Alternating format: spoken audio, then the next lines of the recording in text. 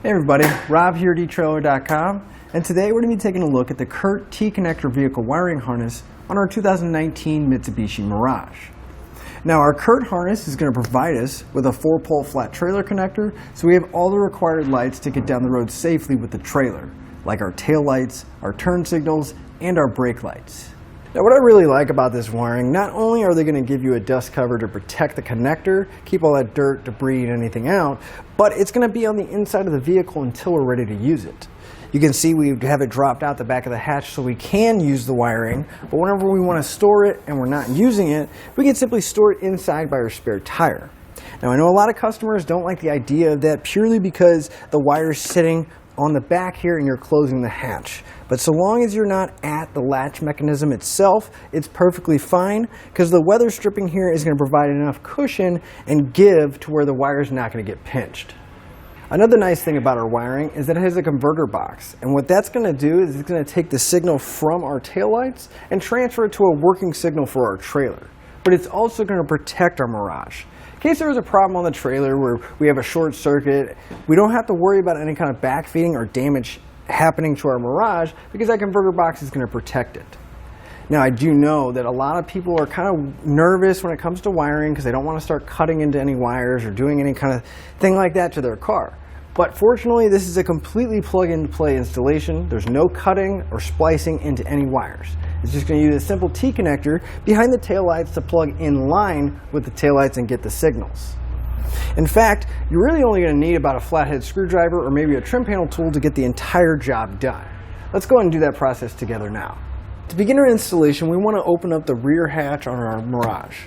Now, right here at the very back, we're going to have this threshold panel. Now, it's going to come up pretty easy. We just want to grab the bottom of it and lift straight up. Probably be easier if you start on the side, kind of work your way across. Kind of pull outward at the edge and then lift up, and we'll set this aside. Now, if you did have these clips that got stuck in there, that's okay, but we do want to remove them before we put the panel back in place. So you can get yourself a trim panel tool. Just want to pull that out, and then if you flip your cover over, you'll see the little notch that goes in there. We can just slide it back in place. Now at this point, we want to go ahead and pull the floor covering out. We can pull that small piece of carpet out. We'll set it aside for now. Underneath the carpet, if we look at the side panel here, we're going to have a few push pins on the floorboard of the car, and then at the back threshold, or right next to where the threshold was, we'll have another push pin. We need to pull all 3 of these out so we can loosen this panel on the interior here. Now you can use a flat blade screwdriver or a trim panel tool. You just want to come underneath the push pin and pry up.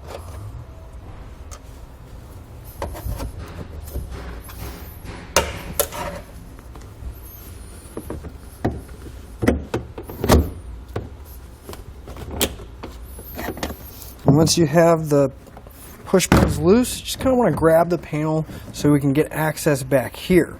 And we want to do the same thing on the other side as well. So we got the panels loose on both sides, and I actually just used a strap to hold the panel back so I have access and so you can see inside there. Now inside that pocket, we're going to find our taillight connector. It's going to look pretty similar to the one that's on our wiring harness, but there's a little tab on there. We want to press that tab, squeeze it so that we can disconnect the 2 connectors.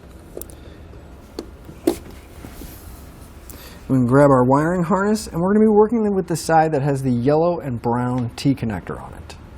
Now you can see our T-connector is going to have a double-sided connector. One side's going to connect into the taillight end, and one side is going to plug into the harness. That way it's in line. Before we connect everything though, I do like to put a little bit of dielectric grease on both ends of the connector, and that'll hopefully just cut down on any corrosion and moisture building up inside. So we can grab our connectors, make sure they lock in together. Not a bad idea to give it a quick tug, make sure it is locked in place. Now also on the driver's side, we're going to have this white wire with a ring terminal. This is going to be our ground wire, and we need to find a nice flat spot on the sheet metal that we can attach it to with the included self-tapping screw. Now inside this pocket here we have this nice ledge. It's actually pretty thick metal, so that would be a really good spot to put our ground. But obviously you're not going to be able to see a whole lot because once I get my drill in here to put the screw in, my hand's going to be covering everything. So I'm just going to take my 1/4 inch bit with my self-tapping screw, get the hole started first, and then put it through the ring terminal and fully secure it. So we did actually move the ground to the flat spot on the bottom of the trunk in that pocket because I couldn't actually get my drill in there straight. But whenever you're putting your screw in, you just want to make sure that you don't strip it out and that the ring terminal is nice and tight. Now over on the driver's side still, the last thing we're going to need to do is to mount the converter box. Now I'm going to use the double-sided foam tape they provide in the kit.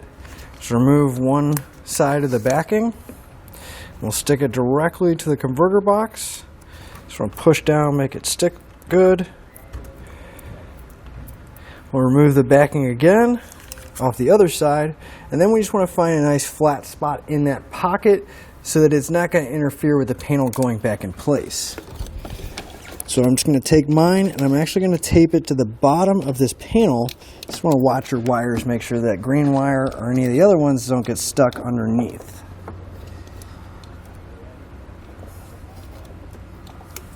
So now I'm just going to run my green wire and the T-connector over to the passenger side. I'm going to run it along the threshold so it'll cover it up once I put it back in place. And you just want to make sure you have your 4 poles sticking out of this side panel somewhere in the middle. But the T-connector is going to hook up exactly the same way as it did over here. And now we can just go ahead and put all those panels back in place. Put all the push pins back and put the threshold back.